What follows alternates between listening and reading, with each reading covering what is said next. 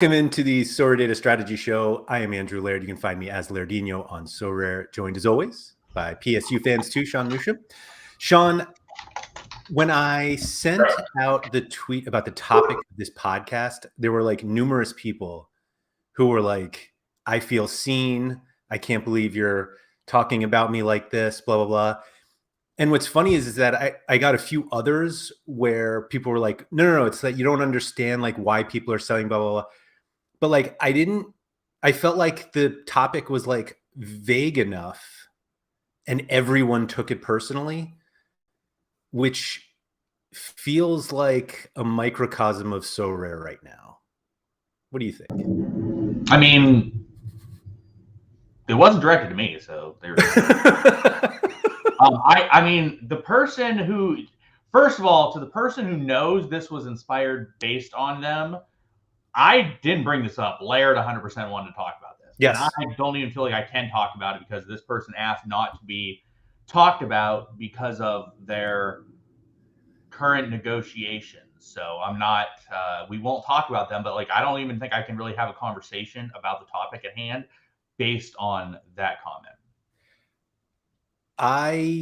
I've wanted to talk about this for a little bit. I feel like we talked about it previously in terms of like selling cards, but maybe the tweet that I sent out was like seemed to focus us on like specifically selling cards. But I think a lot of people are so focused on like what their cards are worth. And it comes up actually a lot when people are trying to trade. And it's definitely much more of a super rare and unique problem. Maybe not even a unique problem. And I can't speak on the unique market anyway. So like, I didn't even want to go there.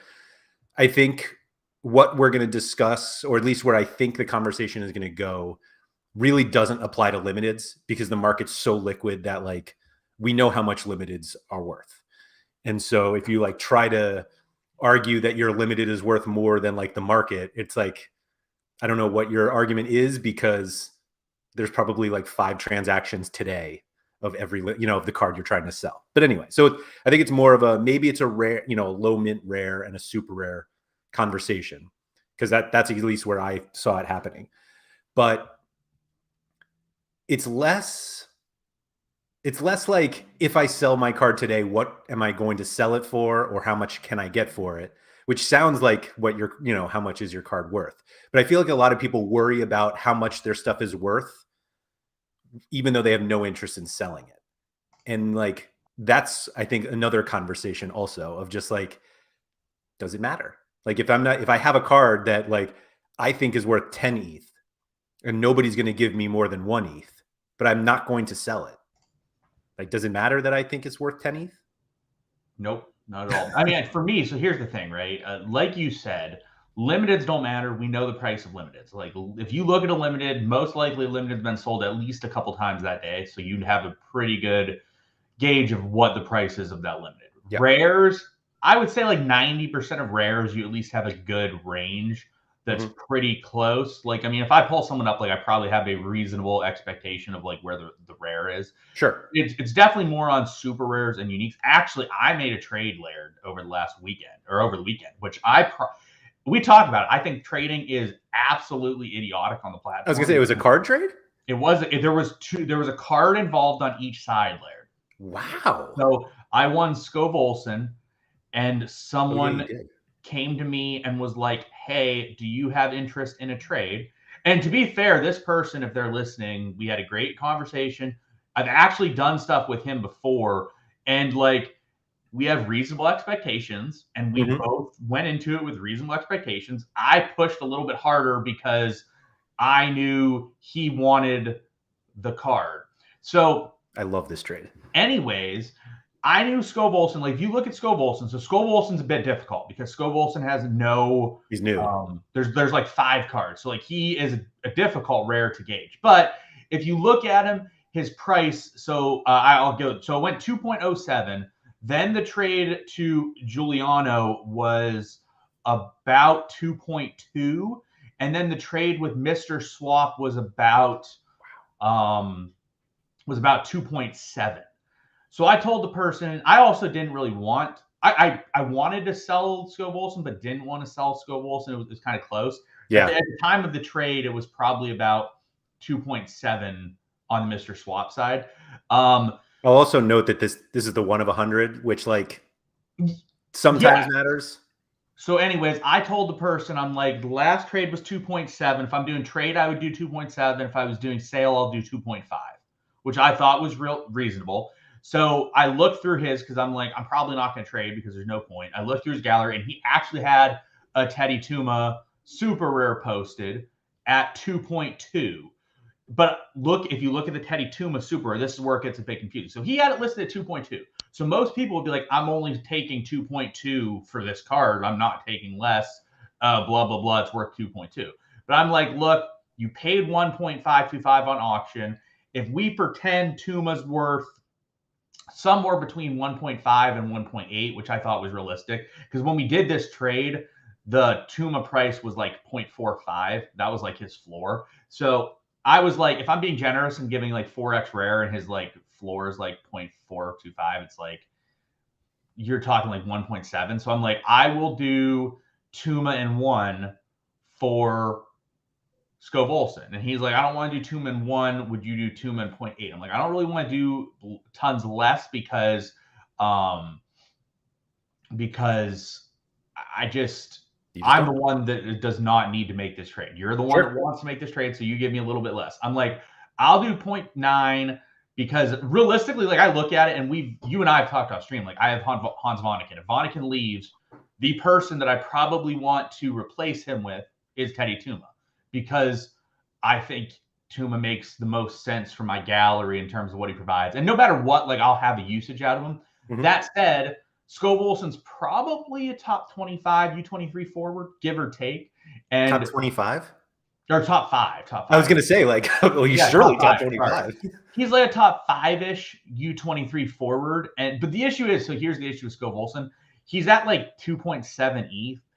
I don't really see how he can get to like 4 or 5 ETH. Like, I think if I want him, I can buy him back at like 2.5 to 3 ETH, which, I mean, my point was sort of justified there because there was another auction that went for 2.5.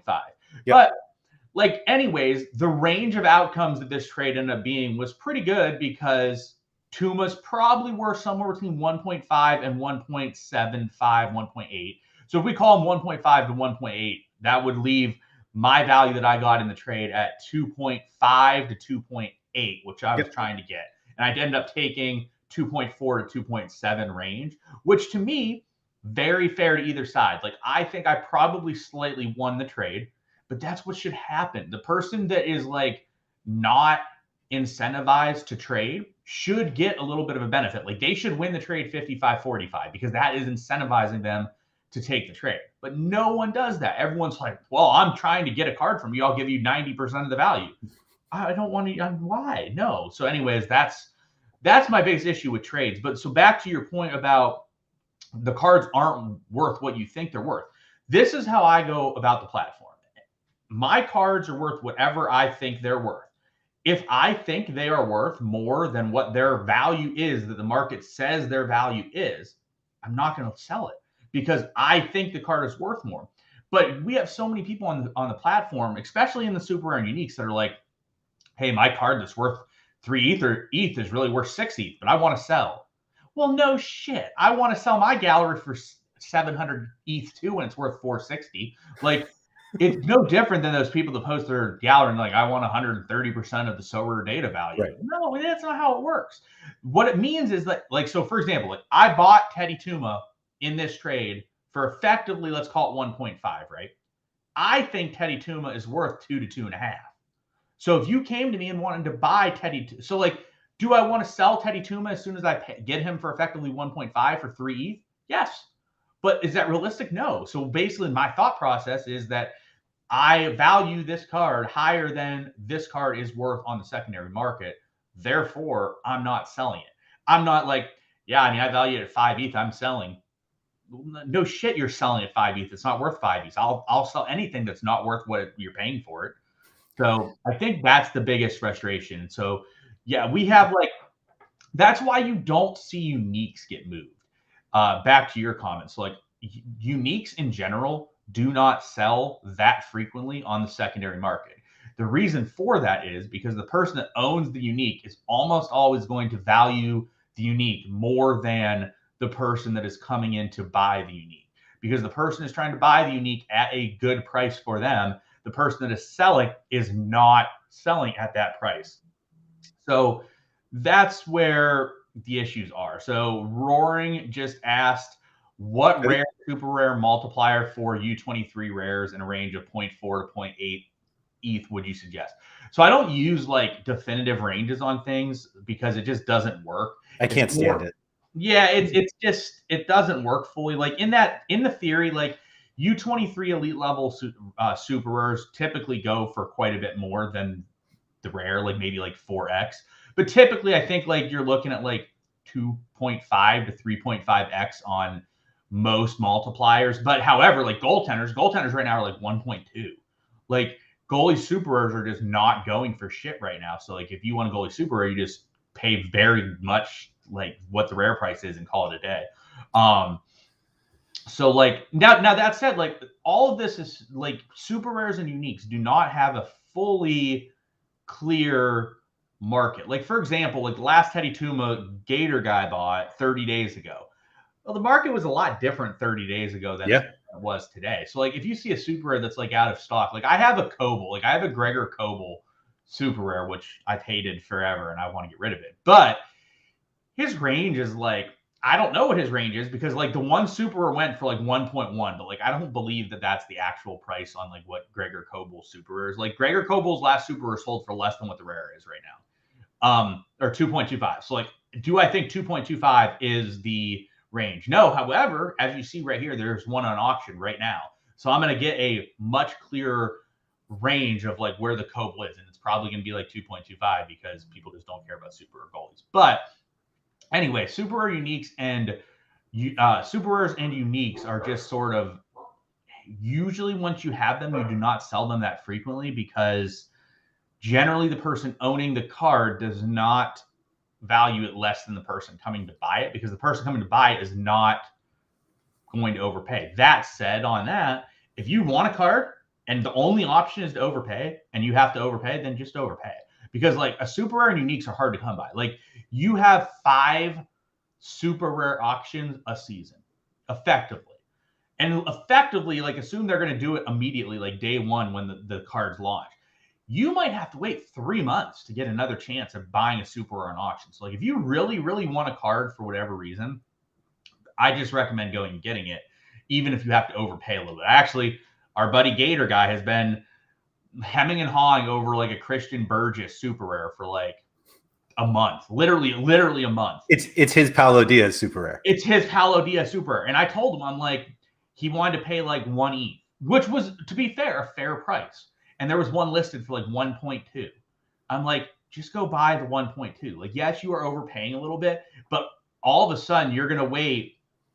You're going to miss like 30-40% of the season just sitting there because you wanted to save 0.1, 0.2 ETH. Like you'll make that up in rewards if you're doing things correctly anyways. Ideally. There's another comment in chat that I want to get to also. Before we do, a thank you to everyone who has joined us. Ricardo was first in. There have been a ton of comments already, but thank you to everybody who has joined us live. Anyone who is picking us up later, thank you for tuning in. If you guys wouldn't mind hitting the like button, that's very appreciated, as always. So this rare to super rare multiplier, we get like a ton of requests for this for SorareData. Like, can you guys just add in whatever the 3x multiple is for rare so that I know what a super rare is worth? And it's like, it does not work like that. Like, and also if you want that, just literally multiply the rare by 3. That you can also do that. Yeah. But there are like so many reasons why that doesn't work. And the super rare situation that you just described is actually the counter to like where I was going with the conversation. Like there are times where the current card owners, I don't even want to call them sellers because usually they're not even sellers. They get to determine the price, because if they don't want to sell, then you can't buy it. Like you can't buy something that somebody doesn't want to sell. So in those situations, Metal Gear literally said what you said as you were saying. Like the same thing, like he typed it in. The second it came out of your mouth, it was already typed in and he had sent it just the second before. right. The seller decides what the multiplier of the super rare card is. So the problem is that the seller can determine that, but if nobody's buying, then that's not it. And so obviously, like it works with any transaction. Like two people have to agree on a price, or else that's not the value. And so the difficulty that we have with super rares, and I went through this with the Robert Lubitsch super rare. Nobody wanted to sell. And it's not that they wouldn't sell. It's like, obviously there was a price at some point where somebody was going to sell. But I didn't want to pay 10x the rare, but like that's what it was going to have to take. And then I got lucky and an auction came up. But like that doesn't always happen with super. You just don't know when the next one is coming. And so I think the real problem that we have with people who want to sell super rares, like when they actually are like, this is the price for the super rare, and it's so far out of whack to like, I don't even want to say previous super rare sales because maybe there aren't any. I mean, like we're looking at this Kobo right now. There hasn't been one in a month, and that was an auction. And so if none of these people want to sell their Gregor Kobo super rares, then you have to really overpay to get it. But if you go out there and you're like, I'll sell mine for 4 ETH, that doesn't mean it's the price. If nobody buys it, then that's not the value of that card. On the flip side, I think it's important to realize that just because one card sold for something doesn't mean that your card will sell for that as well. And so we've had this situation previously. I had it with my Albert Rusnak super rare, that it was like somebody came to me and they're like, how much would you sell this card for? And at the time, like 3 ETH was like appropriately absurd. Like I should have sold it for that. And that's what I said. I said, I would give this card for 3 ETH. And they're like, well, that's crazy. That's not where it is, where what the value is. And it's like, I'm not trying to sell the card. So like back to that, like I'm in the position where I can set the price. Yeah. And they were like, no, I don't want to buy it for that price. And I'm like, fine. I'm not trying to sell the card. Yeah. But then another one sells for like 2.5. And I'm like, all right, now I know mine is worth 2.5. So I posted for 2.5, no buyers. And it's like, well, I thought 2.5, it just sold for 2.5. Like, but if there's not another buyer, that's not the price. So like a single buyer of a different card, meaning same player, same scarcity, doesn't necessarily mean that your card of that player in scarcity is worth that. Because if there's not another buyer, it's not worth it. Correct. I will say when auctions come up, so if an auction comes up, right, in theory, your card is worth at least whatever the last bid before the person that won it is, because in theory, that's how much it should be worth. Yes. But like you said, that's not always the case. People don't know where the secondary market is, and sometimes that just doesn't happen. But yeah, in theory, that's where the case is. But when it's not an auction, when it's just a random secondary sale, if a card sells for 5 ETH, that doesn't mean the next one sells for 5 ETH because we don't know if there's another buyer at 5 ETH. Correct. So circling back to the goalie comment, so Josh asked, is that more rare goalkeepers being overpriced due to no commons in All-Star, or being the super rares being underpriced? I think it's neither. I think that rare goalies are probably appropriately priced because people need the rare goalies per se. But the reason super rare goalies are not valuable is because Division 2 is terrible. All people that are playing up know Division 2 is terrible, so it's just sort of like the third box division that no one cares about. But the reason is also in Division 3, yes, you can use a super rare goalie. However, anytime you use a super rare goalie, you are realistically capping yourself and making a worse lineup than what someone else can do with the same exact 5 cards. Because no scenario. But if it's Jan Summer, then you're fine.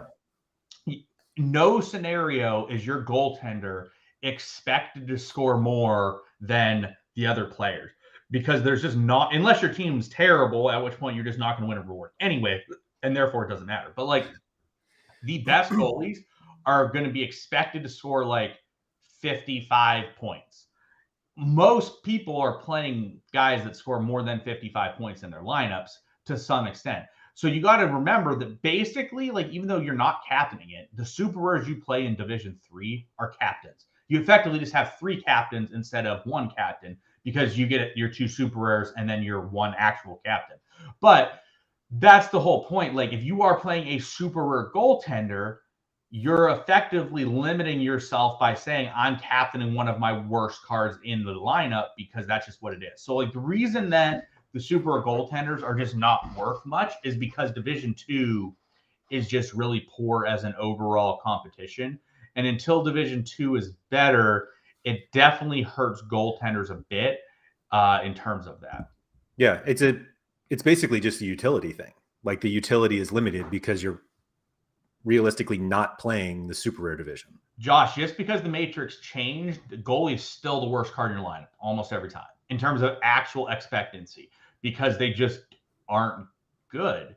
Like, even if they, you're gonna have peaks. You're gonna have peaks and floors. The issue is with goaltenders is the realistic ceiling is less than what most of your players are. Again, if you have like a bunch of guys that are like 45 average players in your D3 lineup, yeah, maybe the goalie is a better option. But if you have a bunch of 45 overall, or guys that average 45, you're probably not going to do super great to begin with. Okay, yeah, I think you just passed one of my cards, Laird. I did. You did. Which one? The Kino. Oh. To be fair, he's really good. He got hurt. Let me ask you about that card actually in a second. But so Josh was saying, our super rare goalkeeper is not the play with more high risk, high reward matrix now, which is what Sean was just referring to. So we talked about this, like, when we talked about the matrix change. Like, the range of outcomes for goalkeepers is much higher. The problem is they're more likely to be the higher variance is now closer to 0. Yeah. Than it is to 100. I mean, we saw a few zeros this week. Most goaltender, like even the best teams in the world, the goaltender can, like, the best teams don't hold clean sheets like 80% of the time. Like, and you're talking like the top 1 team in leagues, like, they don't hold clean sheets at like 80% clips. So, like, anytime a goalie gives up a goal effectively in the new matrix, they're worse than what they were on the old matrix, because they get a negative point. So, like, I don't know, like, over 50% of the time, like 70% of the time for most goalies, like, obviously the better the goalie, the more likely the clean sheet, the less this is the case, then you're literally lowering your expected score for the goalie. So, like, yes, he is right to the extent of, like, if a goalie holds a clean sheet, they will score better than what they previously did. Sure. Because I think everything else is higher. So, like, a goalie that, like, got a 75 in the old matrix with a clean sheet is now going to get 80. So goalies did get that benefit. It just makes it more pronounced that you need to have a clean sheet, because not totally, because I was gonna say, this is coming off a guy who had 100 in after giving up a goal. So yeah, they did give more points for saves and stuff too. So yeah, if you make 19 saves, you're gonna, right. If you set the Bundesliga record, you're fine. Yeah, if you set record, you're gonna be okay. But yeah, the thing is like I said, like, goalies are almost always going to be worse than what other players you can run. So the answer is almost always not to do that. However, I will say it's better than it used to be, because the super rare to rare ratio for goalie used to be like 2.0, and the rare was like really expensive.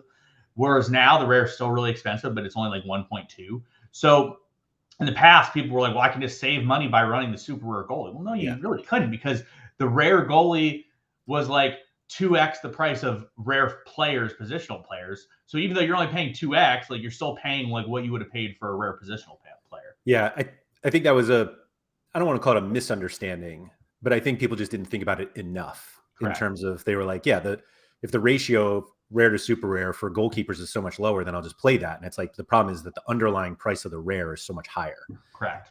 And people didn't understand that part. So I totally agree with that. I think that makes a little bit of sense as well. Yep. I think, well, I mean, we're not saying that it can't work. We've seen plenty of people that we know that run like a super rare goalkeeper and a super rare defender in Rare Pro, and it works fine. It does. And if you correlate it, it works better. Sure. Yeah.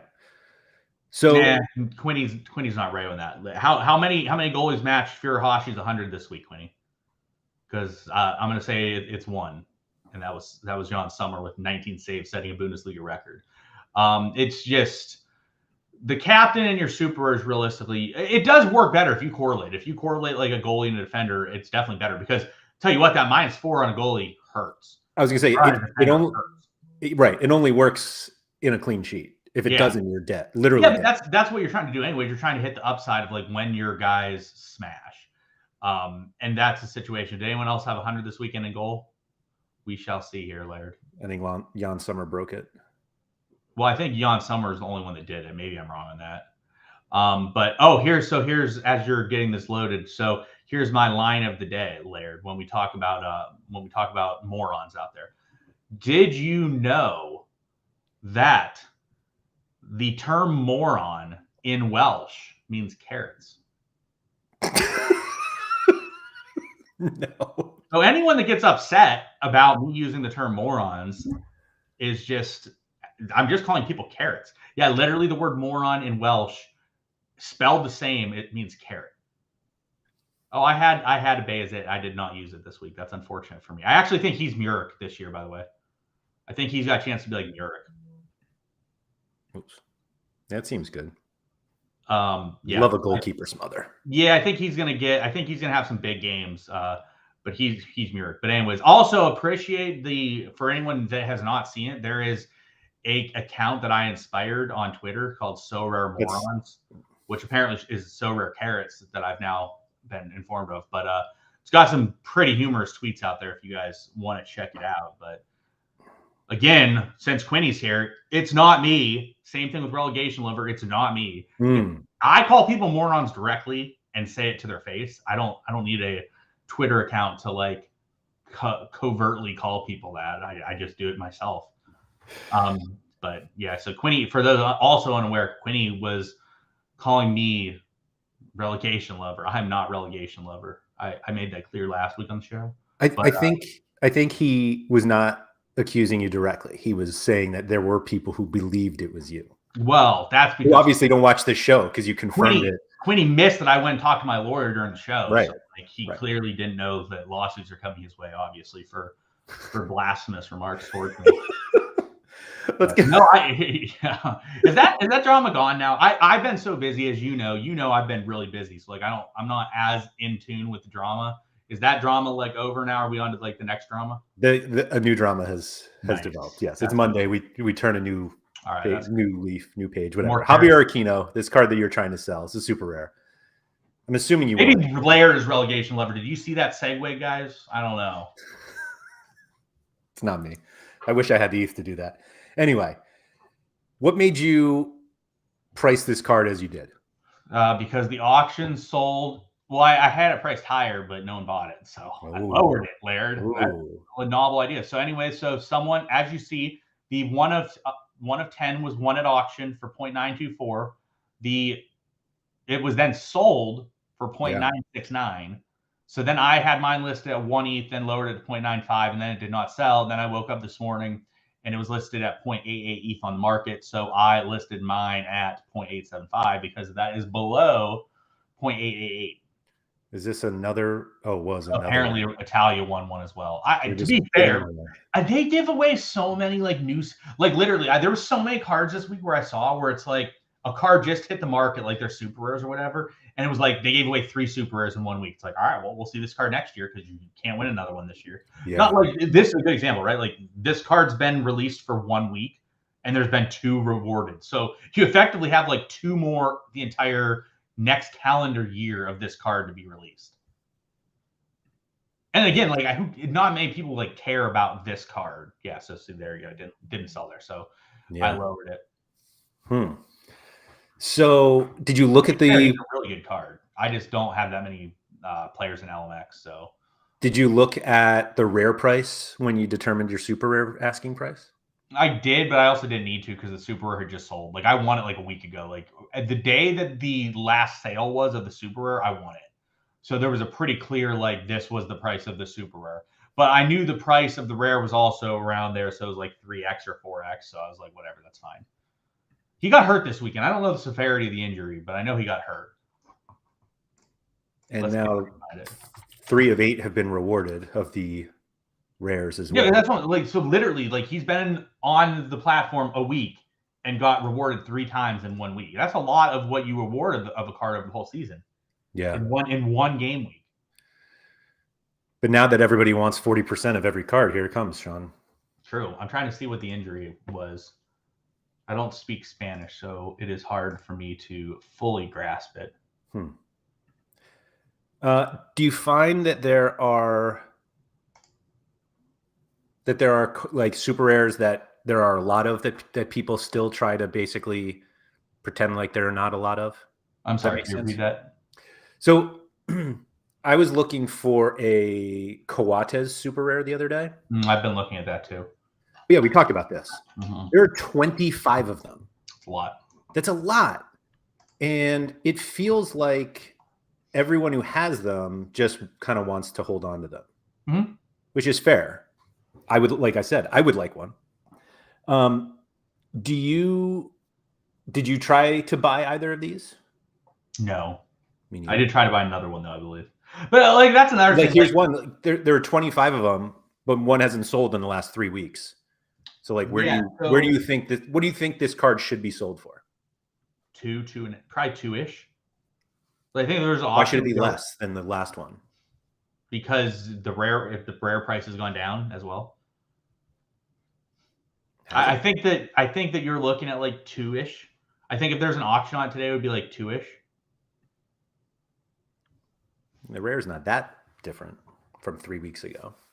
No, the rare is down like 10 to 20%. So like I think that the super rare should be down like 10 to 20% ish. What is 3 weeks ago? The 7th. Yeah, so it's down like 0.62. Yeah, so 0.62 is 4x. It went for 2.4. So if you say 0.5 4x. I think there was an auction that would go for. I don't think anybody's selling for 2.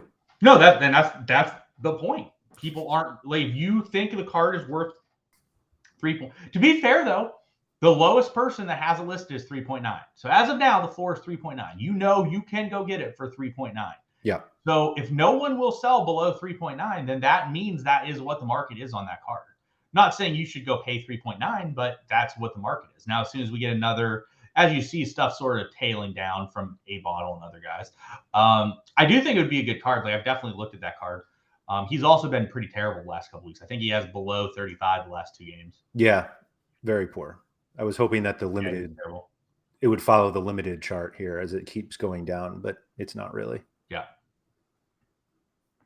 So Josh just asked, how much do you value a super who has 1 min? So Dennis Vavro, for example. I know we've talked about Vavro, or like someone's talked about Vavro. Vavro unique? Here's the thing, right? That is literally whatever you make it. If you own one of a card. Does Nep have that? Yeah, he does. Yeah, so like Nep has that card. So like you own one of that card. It is literally whatever you set that card at. If you set that price at 5 and you will not sell below 5, the market is 5. Not saying someone's going to pay 5, but that's what the market is to go buy it. The market to actually buy it is obviously going to be less than that because no one's bought it at this moment. Yeah, that's a good point. I like this point from Metal Gear also. It said most of the Coates super rare owners paid a premium. And I think this is true with a ton of cards. I mean, I do it too. So almost nobody will sell much below what they paid. Yeah. Happens with most of the top cards that are underperforming lately. I think it happens with just pretty much any card. Like if I go in and buy a card for, let's say, 1 ETH, and then the guy sucks ass and he's worth 0.2 ETH. Well, I know he's a 1 ETH card once he's back. If he obviously never comes back, like then you're screwed. But like if he comes back, I know he can be a 1 ETH card again because that's what I valued him at 1 point. So like I definitely am guilty of that as well. Like I don't sell cards. I don't sell cards when they're like if a guy's injured, I'm not selling his card. If the guy's injured, I'm not selling his card. If he's in the offseason, I'm not selling his card. If he's not starting, I'm not selling his card. Like I'm just not going to sell his card at the floor because it just doesn't make sense to do that to me. No, I'm not going to say I'm the exact same way because I'm much more stubborn about. I just like not that I refuse to sell at ETH losses because I've done it before, but so Tug is in chat here, and this is a perfect example. When I won the Luis Urruti rare, it was like a tier 1 reward, like 2 or 3 weeks after he tore his ACL. Yeah. He DM'd me and was like, hey, are you selling this Urruti card? And I would think, like, I think this is a reasonable strategy, what he did. Like, I want a reward of a guy who was going to be injured for a year. Do I want to sell at his new price? And this is the price chart. You could just guess around when I won him. You probably won it around March 30th or something. Let's see here. You probably run around March 30th, give or take. March 17th. Yeah, March 17th. Okay. So, let's see. This is March 5th, March 12th. Yeah. Oh my God. Yeah. So right around here is when I won him. Yeah. So Tug DMs me and he's like, do you want to sell at like 0.1? Which market wise, yeah, that makes sense. If I like didn't think that this guy was worth anymore. He was also 0.3 and then they stopped, or I guess, yeah, I don't know why they stopped. Maybe because he got hurt. But at least I was in a position where I'm like, no, I can wait. Like, if he's a 0.5 card, I'll just wait until he's 0.5. But there are people who are like, yeah, I'll sell him for 0.5. And it's like, well, people aren't going to buy that. Like, nobody's going to pay what somebody used to be if they're not that right now. And so, like, as a seller, I can set whatever price I want. But if I really want to sell this card, and in this situation I didn't, then I don't have to. And Tug would have to pay me more. He didn't pay anything because, like, he's like, no, I'm not going to spend 5x more than what the market has decided this card is worth. But I also was not going to sell for 5x less than what I thought. Quinny reminded me that I won this card on St. Patrick's Day, which is also Quinny's birthday. So we'll have to remember that for our St. Patrick's Day stream. So Tug is saying there's still a ton of risk. So that's not the price either. But he still wants to buy my card. Yeah. So Sorare Zen actually brings up someone that's been plummeting. Have you been following like players that have plummeted and like skyrocketed during the start of the seasons? So I definitely think there's been some players that were overpriced, that were too much before the season started, because Jota's price is down a lot. But he's literally been on fire and been like the best U23 forward on the platform. And his price has like plowed off in the rare market. Yeah, like even limiteds have just plowed like freaking 50% almost. And the dude's been like, this is his stat line so far to start the season: 80, 100, 70, 57, 88. And the dude just plowing off. But he brings up Tadic. So like Tadic has not been hot the last couple games.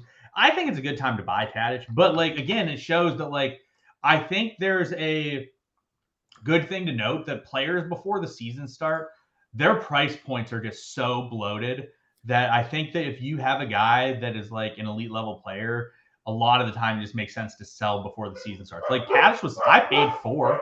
I think I probably actually, oh no, I paid 3. Never mind. I paid 3.2. But like there was Tadic sales over 4 ETH. Yeah, no, I think this is not extreme. This is the perfect example, both of these players, Tadic and Jota, about what happens in a run up to a season. Like, people don't care. Like, once they have their cards, then they don't have to keep buying. And they want the cards for the season. So like Jota is crushing, but like everybody who wanted the card before the season got it. Like, that's why the price is going down now. Like, it's, well, everyone that got it. And like, I mean, we've seen there's been like a couple auctions now. So like there's been like 5 auctions. Well, so yeah, if you didn't buy, like if you didn't have Tadic, you missed like, I think another thing people struggle to grasp is that like by the time new auctions come out, you miss 5 games. Let's call it 5 games, right? 5 games is a significant amount of the season. And people don't understand that. So like, if you're paying the preseason hype price, you're effectively saying like, I want that card for the first month of the season, because like not having it would suck for that time frame. Like I will say, like, so Jota, if you look at my Jota, like find my Jota and see what that's got me in rewards right now, because like it's been pretty good and like it's helped me be very good. So like, let's see if we can find my Jota and you can look at the rewards for it, because I've won quite a few cards because I've had this Jota despite there only being 4 weeks on the season. Look at you with a trade here. Oh, I remember this deal. Yeah, Secure at the time it was worth like 2. Yeah. Or no, I paid like 2. So Secure was worth like 1, and I just won them, and I wanted Jota. But look at this. I've had Jota for 5 game weeks. And let's scroll down here, Laird. I have won. That's all you won. That's it. Oh, those 2 are the only ones? Those are your only ones. But yeah, so I have won 2 tier 0s, and I'm winning the top tier 1 this week. I would have won, but I was a moron. I was a carrot myself this week and screwed up my lineups. Still upset about that. I was gonna run a full gank stack, and then I was like, man, I don't want to be miserable watching the gank game, so I'm gonna split up and run Inacio and Donnarumma instead of Vandevort and Cuesta in the lineup, and that was, yeah, like I said, I was a moron this week. You were worried about your feelings? No, I was worried about me ruining watching the game because I wanted that sounds like feelings, Sean. Enjoy it. Yes, I'm repping you today, Danny Prams. Danny Prams with the crown shirt. But yeah, that's the thing. So like me having this card, this Jota card, it's netted me 2 tier 0s and a tier 1 in 5 game weeks. Like that's really good. So like for me having it was kind of valuable. And like I said, like I paid 2, so obviously it's still above the price point in which I paid. However, it is far lower than what the ceiling was that people were paying. Like people paid 5. Jota went at 5. Yeah. And now he's going for 3. Yeah, like someone paid 5. Now he's going for 3.2. I think there have just been way too many overall market reactions that are based on what some people think is the market crashing and not appreciating that card prices go up before the season starts. Yeah. And then they go down. Like sometimes it's as simple as that, but instead everyone is like, oh my gosh, the market is tanking. Correct. And everyone talks about this. Like this isn't like something new. Like everyone talks about how the easiest way to profit on Sorare, if you want to trade in and out, is to buy at the end of the season and sell at the beginning. Yeah. And so we have another one of these cycles and everyone's like, oh my gosh, card prices are going down. And it's like, This is when they go down. Every season has been the same thus far. Every season starts since I've been on the platform a year and a half ago has had the same cycle that's happened. And so that I always kind of like want to talk about how Sorare hasn't been around long enough for us to like totally appreciate like things that we've seen, and everyone's like, oh, let me draw conclusions from that. And I'm like, Sorare hasn't been like, the sample size is too small. Like everybody was talking about how like rare prices at the end of last season, blah, blah, and it's like, well, we have to remember that limiteds didn't exist. And then when limiteds came in, there were more users and they didn't all go to limiteds, but some of them came into, and there's always something. But like the one constant is that towards the end of seasons, card prices go down because people are like, oh, the season's coming to an end. Let me get out of these cards. And when seasons start, everyone wants to play. And so they buy cards. And when everybody wants to buy cards, prices go up. Yeah. And like, it's the only real constant thing that we can recognize from the markets. Well, there's also another reason behind it too. So like at the end of the season and in the off season, like there were probably like 2 Jota auctions, right? Like there was no Jota auctions. And then at the start of the season, or like right before the start of the season, there starts to be more Jota auctions. So like people that maybe would have bought off the secondary now have a different path to go and buy the card on the auction market. So it's a situation where like that also plays into it. But every season so far, we've seen this same exact cycle play off, and I would expect it to play. Also, another reason why the prices get so high is because like, let's say like this MLS season, it ends in like a month. So let's call it October, right? So the MLS season ends in October. The next season will start in like February or March or whatever.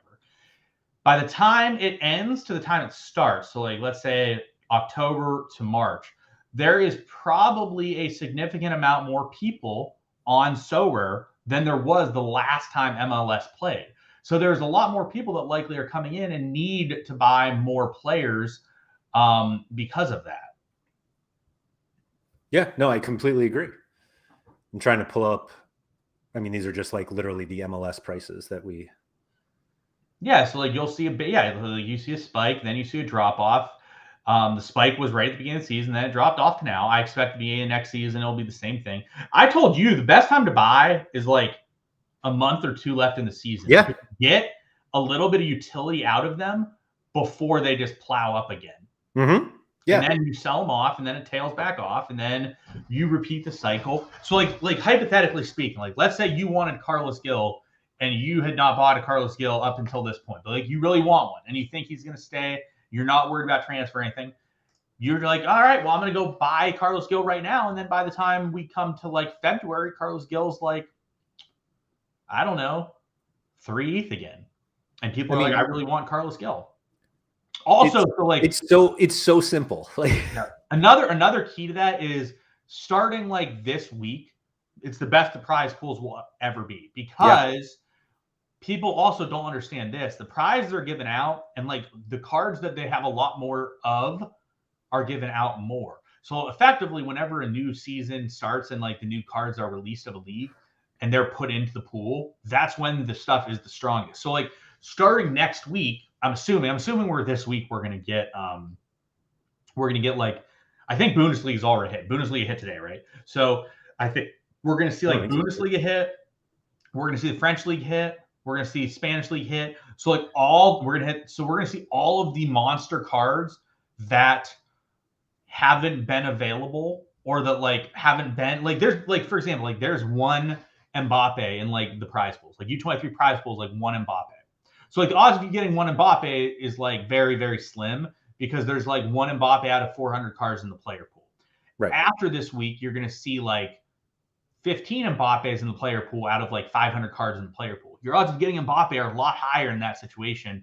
Also, because it's the end of the Asian and American season, there are less Asian and American cards in the prize pool. So like your odds of getting in gas and U23 Asian and American cards is significantly lower than what it's been over the last like 6 months. So this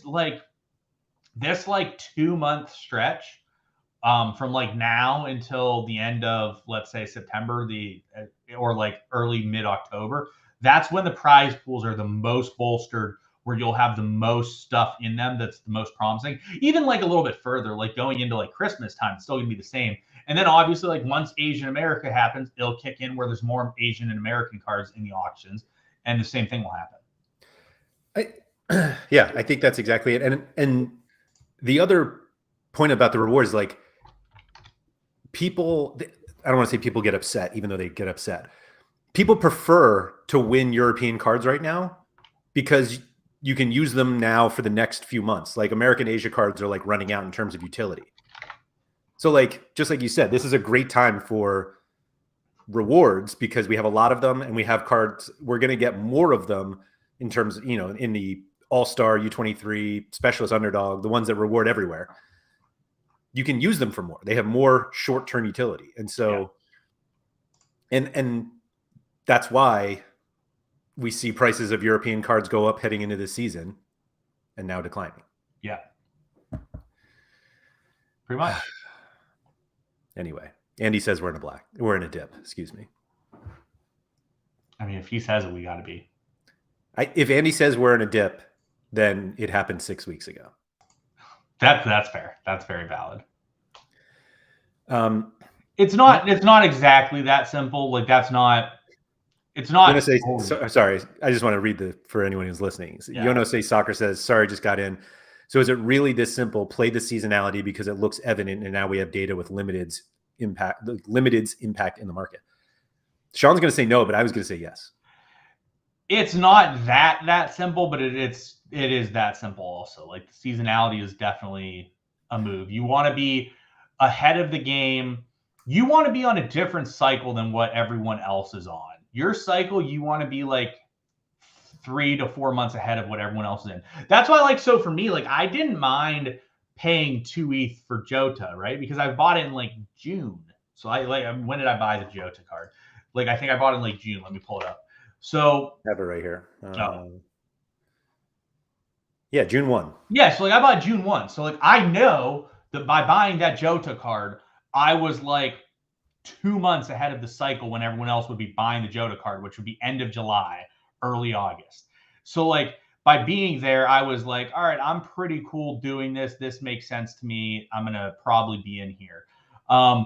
Whereas like, and this is this the MLS chart? No, this is no, but I'll go back. So anyway, so like I knew buying Jota at that time was fine, and like most of the cards I bought were fine. Like I bought a lot of cards that have gone up and like have dipped back off, but they've been above where I paid for them at. Like I bought a Daily Blend at like 0.9. He's down to 0.82 now, but Daily Blend was at like 1.3, I think, at one point. Yeah, one point. Oh, he's Daily Blend sold for 2 ETH. Holy shit.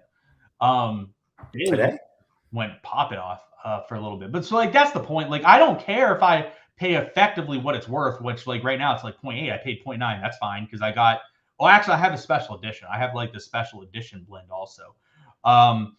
But like I'm fine paying a little bit extra to like get that card for the beginning of the season and utilizing it. But like the issue here is this is where I know you have the issue. I have the issue. I don't know who doesn't have this issue. You need to be liquid to do this, and staying liquid and having the ETH to not fill holes that you currently have available is hard. Like right now, like you and I have talked about, like Anthony is, I don't know if it's confirmed yet or not, but like going to Manchester United. My U23 team is very, very good, and I think that hurts my U23 team a significant amount. So hypothetically, if I want to get a fill-in for like my U23 situation that I think is really good with him in it, I effectively got to go pay like 6, 8 ETH for super rare to replace him. So that means I can't go spend 6 to 8 ETH on America and Asian cards because I need to spend it here. So like the key is like you need to have quite a bit of liquidity to be able to spend 6 ETH right now on America when you, in reality, the American cards, you're only going to get like another month worth of value out of it. And then they're going to be on the shelf for, let's say, 6 months. So like that's part of the issue that comes into this whole strategy. I think you're combining strategies though when you don't have to. Like you can buy cards at the end of the season and not play SO5. Oh, and yeah. then sell them when the season, like Daniel Cooper in chat said, if you've got the gallery size to play SO5 and play the seasonality, then why wouldn't you? But for me, I have 14 cards. Not sure I'd ever play SO5 if I did that. Like that's okay. Mm-hmm. Like you don't have to play SO5. No, you can not play SO5 and you can just be a trader. Like if you just want to be a trader and you know this cycle is coming, you'll literally have the same cycle over and over again. You can just play it. The key is, so I think the key with it is though, is you have to get like more elite level pieces. People don't care about the lower end stuff. The guys that people really want are, well, goalies. Goalies are okay too. I think goalies is a good spot to be in if you're convinced the guy is there. But like for example, like Tadic, like we saw Tadic at the end of last year. So like let's look at Tadic from March, and then let's look at Tadic from like June or July, and we're gonna see like this is where the numbers are, and then we'll look at like Neymar, and we're gonna do the same thing with Neymar. So in March, Tadic was like 0.25. These are limited. Yeah, well, yeah. Look at the rares because. Might as well. Like it's a little bit easier. The graphs are the same. It's just a little bit more spread out. So like Tadic in March or April was like 1.6. In June, Tadic was like 4. Right? So like now let's look at Neymar. We're gonna look at the same graph for Neymar and see what Neymar was at. Neymar's a little different though because he was hurt for a while, and like I think that pushed it does, but it's gonna be. We're gonna see a pretty similar chart here. Yeah, we see a similar chart. So in March, Neymar was 2 ETH, and then in July. Neymar was 6 ETH. So like it's just a thing. Like you have to spend the funds on more elite level pieces. Like I don't know, pick out some random dude that like didn't change if you can. Like I don't know who I'm thinking of. Like yeah, good example. Let's look at Teddy Tuma, and he probably did go up and did some, but he's probably less absurd as like what those guys are. So like let's look at his rares, Laird. So Teddy Tuma in March was the other way. Was 0.4, 0.5, and in July he was like 0.4, 0.5. That goes to my my point. Like, you want to do it with the elite level players that people are definitely going to want coming in. And like, you generally know who those guys are going to be. Maybe not fully, but you probably have a pretty good idea of who they're going to be. It's definitely goalies. It's definitely goalies. Goalies definitely make sense. Like, let's look at like some of these goalies. Like, I'm trying to pull some out from our, I guess they probably only had 3, but like, I'll take out St. Clair because he wasn't even the starter. But like, Blake and Johnson were our elite MLS goalkeepers. Yes, and nothing changed. Yeah, it's definitely goalie. Like, definitely makes sense. So Metal Gear and Daniel just mentioned, like, I want to play SO5, and then Metal Gear asked, but it's hard to skip SO5 and just wait 3 or 4 months. 100%. Yeah, absolutely. And that's why I say there's an issue, because it's like a opportunity cost. You have to pick something. You either are going to play SO5, and then you hope to make up what you make in SO5 compared to that of the market, or you just sit there and you collect in the market as well. So the weight is terrible. Like, I think part of the problem that a lot of people have with the Sorare market right now, when everyone's like, card prices are going down, is that they bought in the run up to the season when demand was the highest to play SO5. And now card prices are going down because everybody has their cards to play SO5. But it's also been like a month or 2 months. And if you're playing the lead up to the season, off-season game, the wait is longer. Like, it's 3 to 4 months. I don't know if you're actually going to get back in now that you bought it basically in the run up to a season. But that's not what we're saying. Like, what we're saying is buy at the bottom. Like, buy MLS now and then sell in February. Like, that's the way that the cycle works. But now until February is a really long time. At least it feels that way. It's not actually that long. And so I think people expect to trade in and out within like days or hours. And if you want to see the returns that we're showing on these charts, like, it takes months. And I agree with others. Once you play SO5, you're like, oh, this is fun. I want to do that. But then you just have to appreciate that, like, the trading opportunities aren't going to be there because you're now using your ETH to play SO5, which again is fine. It's more fun. I think it's more fun, at least. That's why I do it. And this is why I don't trade in and out of seasons, because I don't like to wait that long. I like to have fun. And so I don't know. So Josh Forth took off the summer last summer. I called him a moron, by the way. So for those that don't think I call people morons to their face, I told Josh Forth he was a moron. Will you call him a carrot from now on? Yeah, I was calling him a carrot, obviously. But he did not play in the summer. And he told me after the summer concluded, he will never not play in the summer again because he just wanted to play, but didn't have the cards to do that. So he told me he won't do that again. I said, I'm like, the thing is Josh Forth has like, obviously it's different if your gallery is, if you don't have tons of ETH to plow into stuff. But like, I told Josh Forth, I'm like, bro, you could pay 1.5 ETH and make a threshold team, and your thresholds are just going to pay off by the end of the summer. So like, the team's effectively a free roll. And like, if you get a few good cards, you're going to win some cards. Because like, you easily could have ran a thresh team for the summer for 1.5, like easily. And you would have, John, it's so much cheaper than that. Oh, so you could have done it for 1 because there were some cheap goalies as well. Yeah. So yeah. Surface just asked, have we talked about MLB yet? No, and we will not do that. No. Yeah. Yeah, it just seems like, and obviously people who usually watch and listen to us know that we focus on SO5. So everybody in chat who's like talking about how SO5 is better than trading, like, the reason I focus on it too is because I know I'm better than people at that, and I know that I can control my lineup setting. I can't control the trading in the market. Because here's the thing, right? If you're trying to trade and the pricing on stuff just plows off completely, which does happen, we've seen it multiple times, then you're just like, you traded and then you're just really not making anything because like the way that things plowed off, it's a thing. So Sorare Monkey just said, why can't you split your budget 50-50 trade in SO5? You'll grow your gallery value by trading seasons, then improve your SO5 teams. It takes time.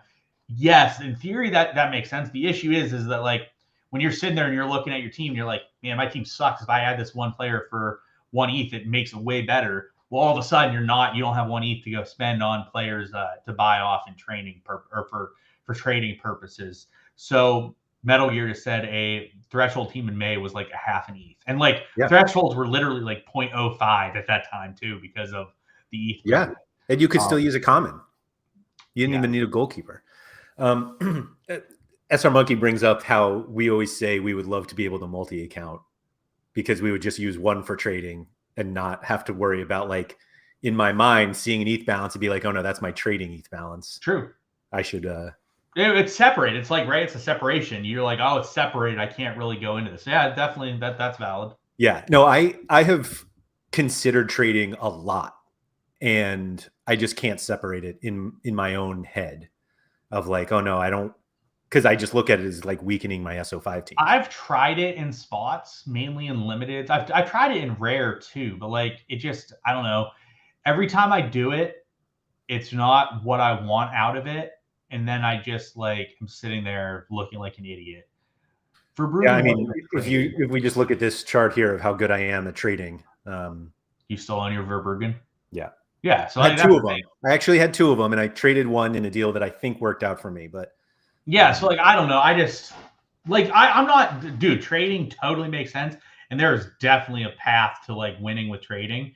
And I just, so Gator guy, so here's something that Gator guy talked to me about. It was like, instead of like if you need a card for a weekend, like you really need like U23 gold or something, just go buy it and sell it if you want to. And I was like, yeah, that makes sense. But so like Gator guy's like, I sell it. Like it doesn't matter what, I sell it. And then I'm like, yeah, I sell it and I don't sell it. And I sit there and I still hold the card. Like I bought Heidel for that reason. I still own Heidel.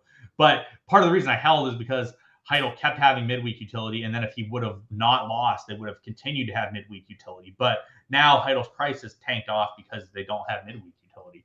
But I won a lot of midweek rewards because I bought Heidel. Like look at Heidel and let's look at my rewards that I've won with my Heidel Laird.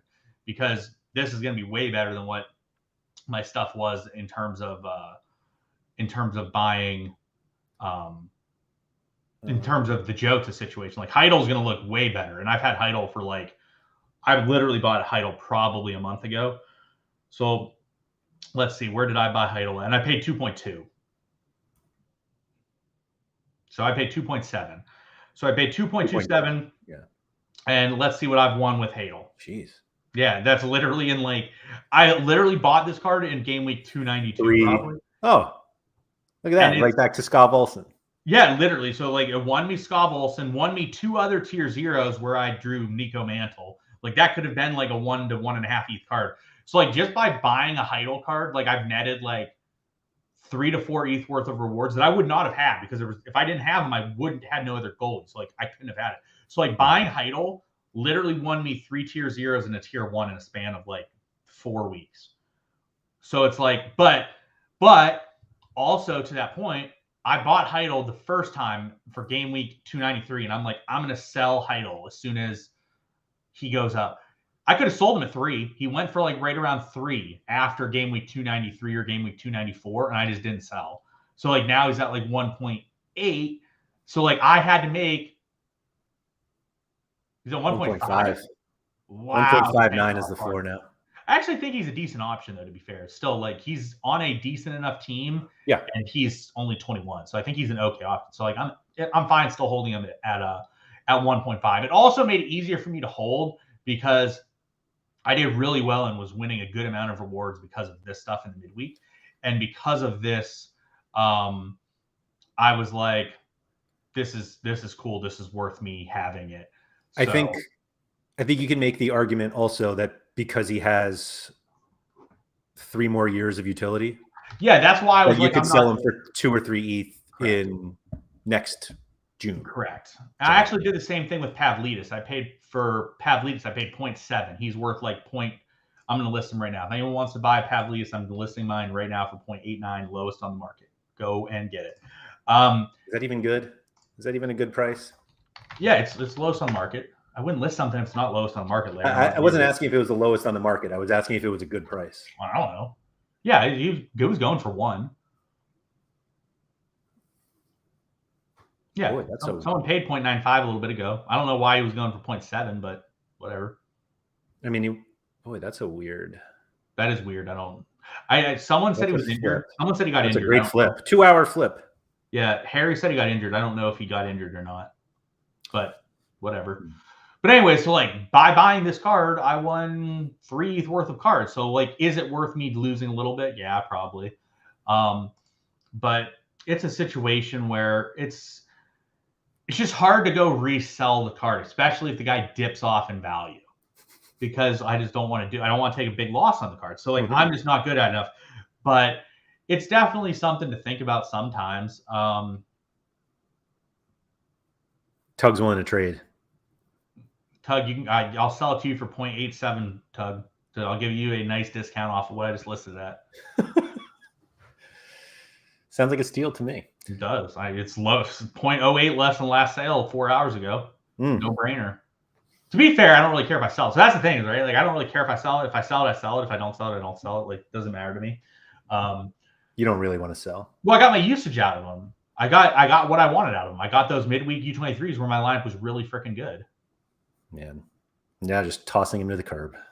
Got what you needed, now he's gone. Yeah, pretty much. If I can, I will. But like, I'm not gonna just sell him off because I think he's really good. Like, I think he's a good option. He's not like a Jota or Mbappe type. Tuggy just said he has a broken foot. If he's got a broken foot, Tuggy, I'll sell him to you for 0.8. Give you a real deal, Tuggy. Boy, do they need Carlson back? Come on now. Has there even been like a like further example on what is up with Jesper Carlson? I just assume as soon as the window closes, he'll be fit. That would make sense. Like, he's holding out, hoping he gets moved, and then doesn't get moved. So he's like, all right, well, I'm stuck here, so I'm going to play. Right. He's like, I really want to move to a place where I won't play nearly as much and not be nearly as good. Yeah. But I don't even. Although that's a new picture, at least. So we have to have. I guess we've had new ones for a while, right? Yeah. Carlson could be really good. Like, I don't know. I just would really like Carlson back. Yeah, there he is.